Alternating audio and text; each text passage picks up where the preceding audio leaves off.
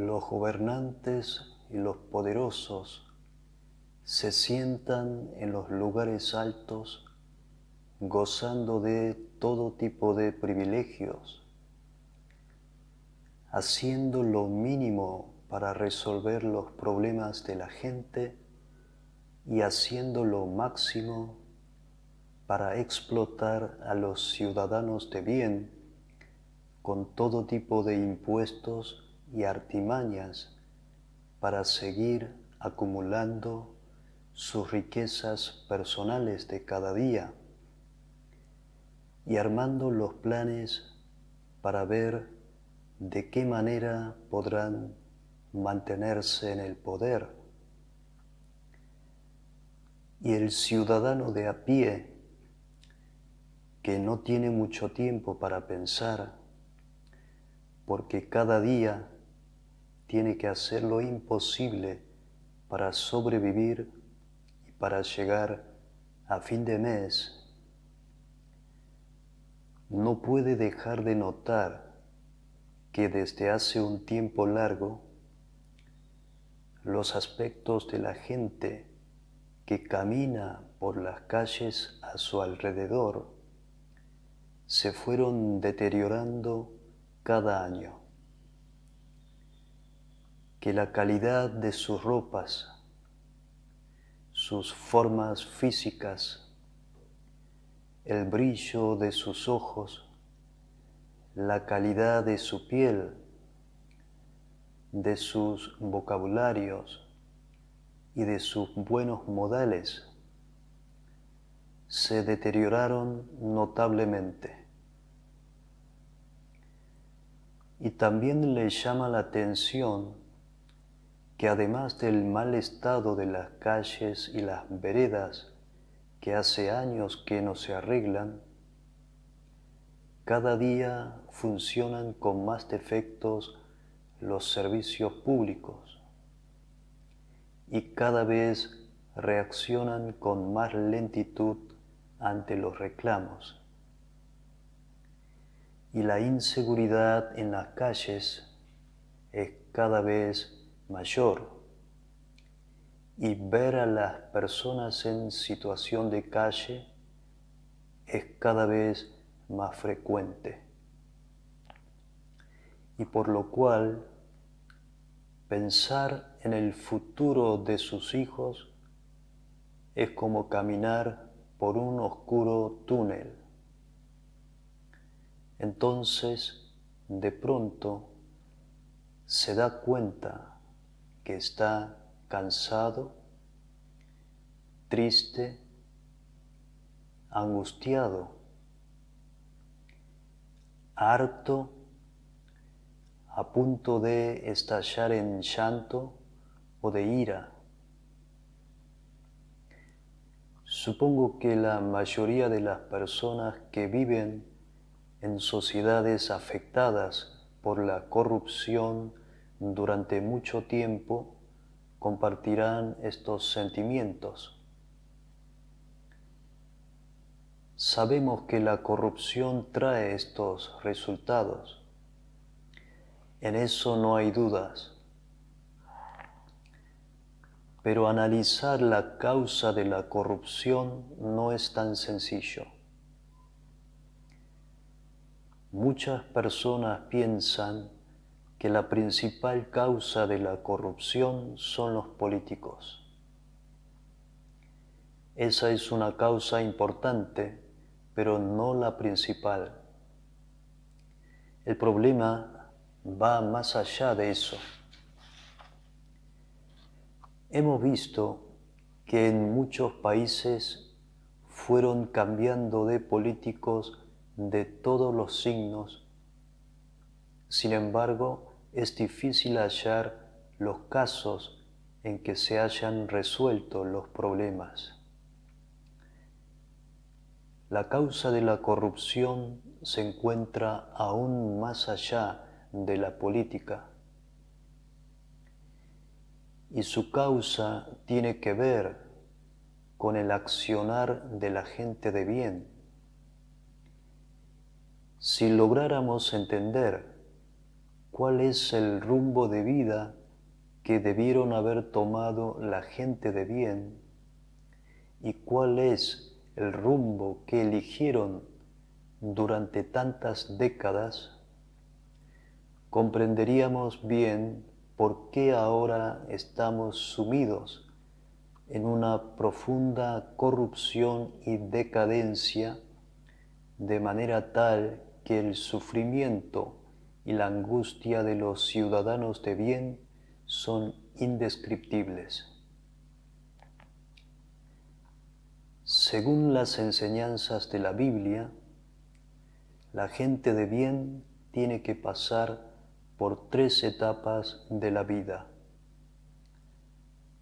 La primera etapa de la vida se llama Egipto. La segunda etapa, el desierto. Y la tercera etapa, Canaán, la tierra prometida. Egipto es la etapa de la inmadurez y del autoengaño. Aquí el ser humano es esclavo de su ego, se encuentra atrapado en su ego y no puede salir de su egocentrismo.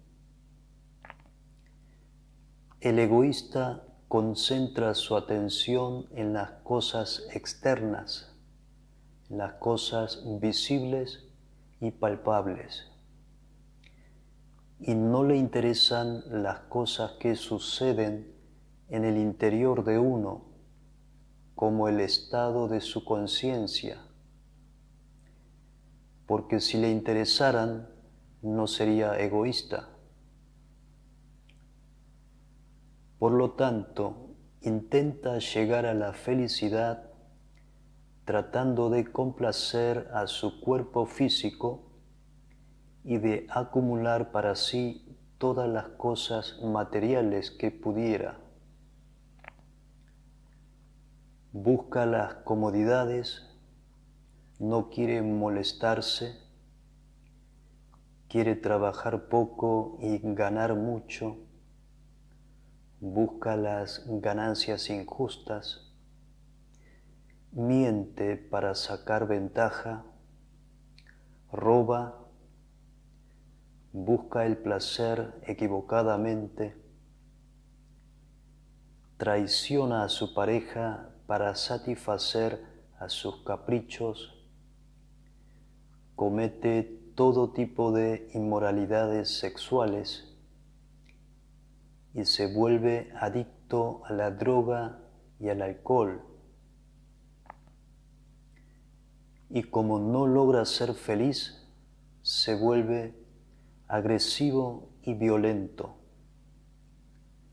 Agravia, maltrata, viola y mata a sus prójimos.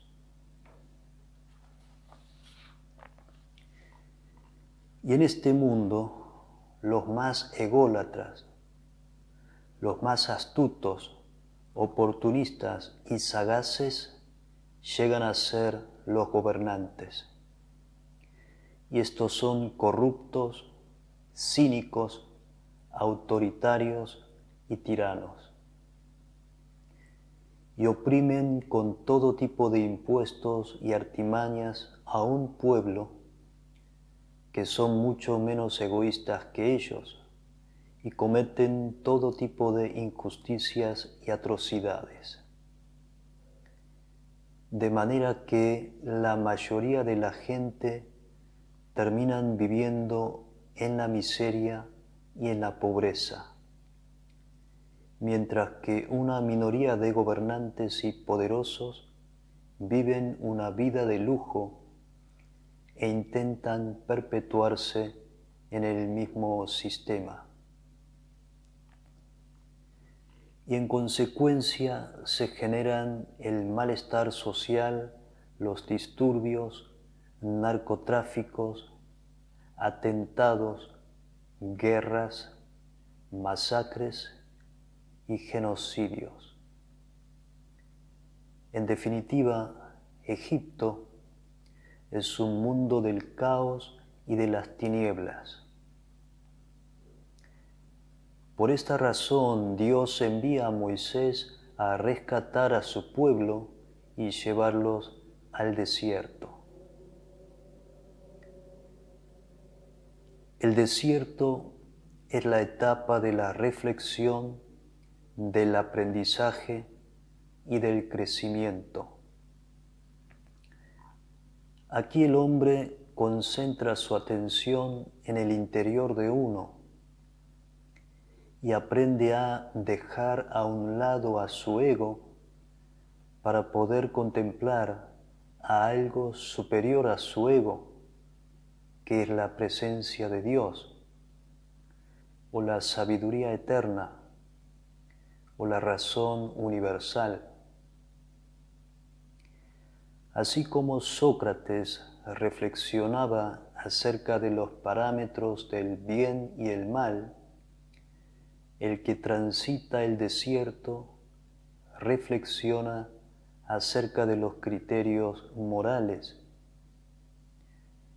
Y una vez que se convence de esos principios, se esmera en poner en práctica esos valores porque comprende que el hacer el bien y no hacer el mal, y como resultado tener la conciencia tranquila, es la base de toda felicidad. El hecho de que Moisés haya recibido de parte de Dios los 10 mandamientos al comienzo de la etapa del desierto y que haya instruido a su pueblo en base a esos parámetros durante todo el recorrido por el desierto, es un claro ejemplo histórico de cómo debe ser este proceso de reflexión y aprendizaje. Y finalmente Canaán, la tierra prometida, es la tercera y la última, que es la etapa de la madurez y de la iluminación. Allí ingresan los que han sido entrenados fielmente en los valores morales sagrados y han logrado obtener un corazón recto. Y allí el hombre se dispone a perfeccionar sus virtudes humanas y a cosechar los frutos de la madurez espiritual y a su vez a transformar de manera pacífica el mundo a su alrededor. Y lo puede hacer porque el hombre de corazón recto tiene palabra, visión, honor, nobleza de carácter, es justo, paciente, equilibrado, amable, compasivo y no transige con la maldad. Y este es el camino que Dios había dispuesto para la nación de Israel, para que fuera el modelo a seguir de toda la humanidad, de manera que todas las personas de bien, incluyendo a las personas que se arrepienten de su mala conducta, siguieran sus huellas en los tiempos posteriores. Ahora, si lográramos entender correctamente las características de estas 3 etapas, Egipto, el desierto y Canaán, comprenderíamos por qué hoy en día se encuentran sufriendo tanto los ciudadanos de bien. porque se encuentran viviendo en Egipto, en la etapa de la inmadurez y del autoengaño, en el mundo del caos y de las tinieblas. ¿Y cómo sabemos eso? La respuesta es simple, porque si la mayoría de la gente de bien se encontrara en la etapa de la reflexión o en la etapa de la madurez, el mundo no sería como ahora. La característica fundamental de los que viven en Egipto es que no tienen noción de lo que es la rectitud.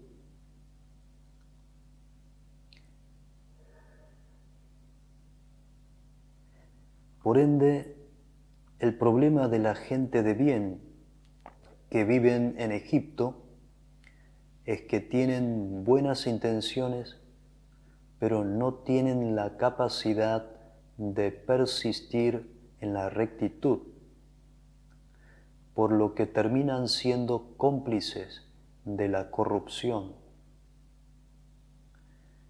Porque si la mayoría de la gente de bien tuviese una clara convicción de la rectitud, la maldad y la corrupción hubiesen quedado ya bajo control, y los delincuentes y los corruptos estarían marginados en un rincón. Pero por el contrario, si la maldad o la corrupción se encuentran fuera de control, es porque la gente de bien han perdido el control de las cosas por falta de criterio y han perdido la batalla cultural. Por lo tanto, es inevitable concluir que la realidad actual es la realidad de Egipto. Y por eso es que la mayoría de la gente de bien sienten que son esclavos y rehenes de una minoría de gente poderosa y corrupta. Así como los hebreos eran esclavos de Faraón en Egipto.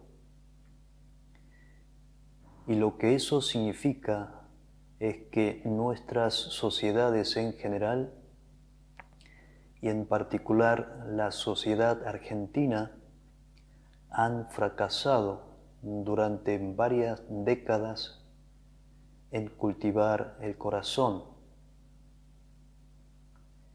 en cultivar la espiritualidad.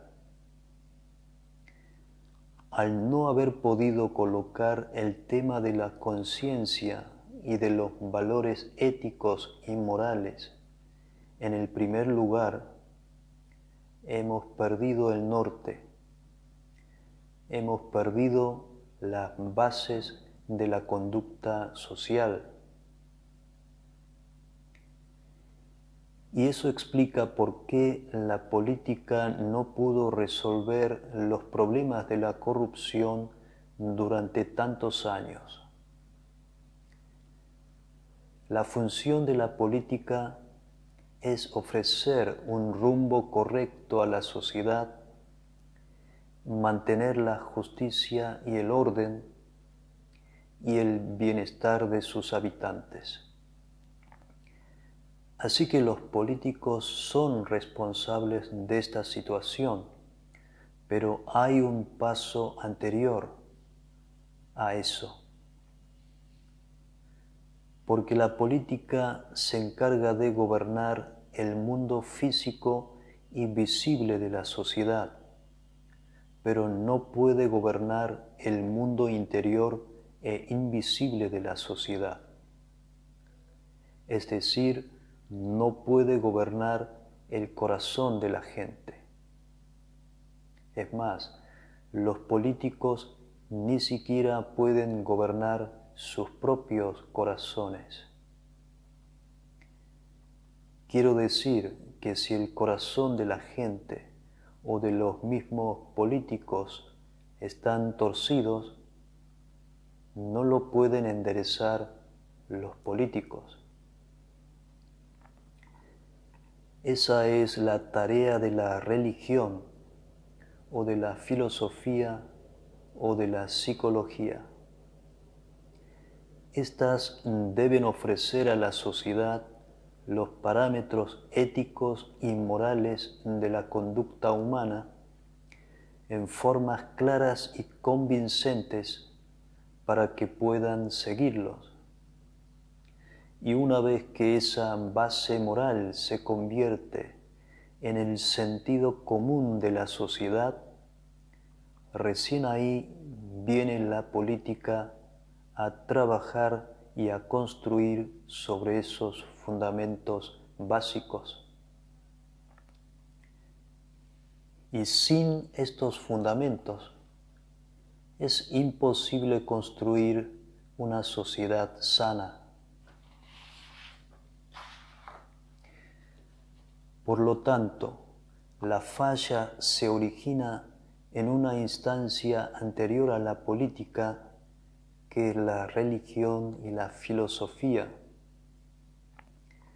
La religión debió haber continuado con la tarea que Dios le encomendó a Moisés y la que Jesús les encomendó a sus discípulos. La tarea de instruir a la humanidad con los valores de los 10 mandamientos. Y la filosofía debió haber continuado con la tarea que Sócrates les enseñó a sus discípulos, que los verdaderos filósofos debían crecer en la sabiduría y alcanzar a comprender la idea del bien y practicar la justicia. Es decir, en esencia, la religión y la filosofía debían perseguir los mismos valores.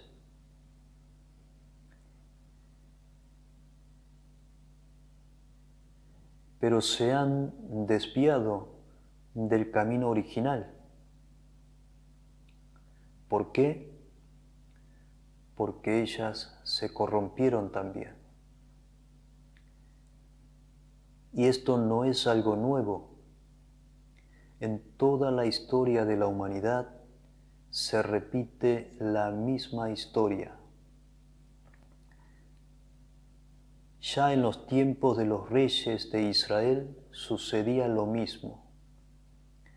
En el libro del profeta Jeremías, capítulo 23, versículo 15, dice así: de los profetas de Jerusalén ha salido la corrupción por toda la tierra.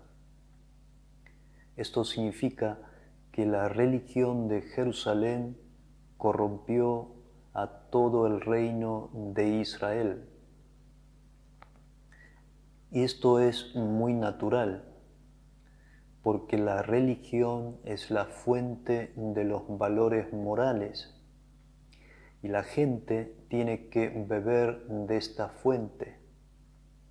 Por tanto, si esos valores están corrompidos, se corrompe la gente. ¿Y por qué se corrompe la religión? Porque se corrompe el corazón de los religiosos.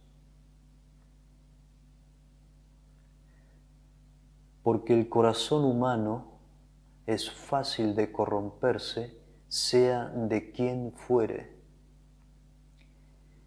Y si el corazón se corrompe, nada podemos hacer tratando de cambiar las formas externas. A eso lo llamamos hipocresía.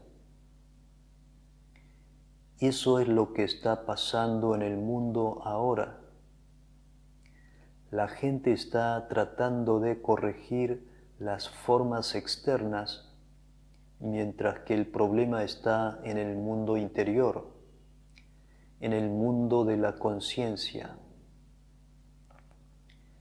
Si queremos salir de este laberinto, tiene que pasar una cosa, que la gente de bien tiene que dejar de mirar para afuera como si el mal estuviese solo en los demás y concentrar su atención en su propio corazón y reflexionar y examinar si se encuentra bien su corazón. En el libro de Proverbios, capítulo 4, versículo 23, dice así: por sobre todas las cosas, cuida tu corazón, porque de él mana la vida. En conclusión, la causa de la corrupción es el corazón corrompido, y el problema crucial no es el corazón corrompido de una minoría de corruptos que corrompen la sociedad, sino el corazón extraviado de la mayoría de la gente de bien que debieran enderezar esta situación.